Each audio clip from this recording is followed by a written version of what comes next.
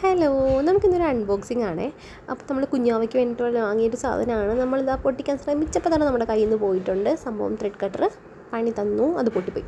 അപ്പോൾ ഞാൻ വല്ല കത്രികയോ ബ്ലേഡോ ഒക്കെ എടുത്താൽ മതിയായിരുന്നു. ഈ സംഭവമായിട്ട് വന്നത് വലിയൊരു അബദ്ധമായി പോയി. പിന്നെ എന്തായാലും അത് വെച്ച് തന്നെ ബാക്കിയൊക്കെ ഒരുവിധം ഞാൻ പൊട്ടിച്ചെടുത്തു. ഇത് നമ്മുടെ കുഞ്ഞുവാവയ്ക്ക് വേണ്ടിയിട്ട് വാങ്ങിയതാണേ.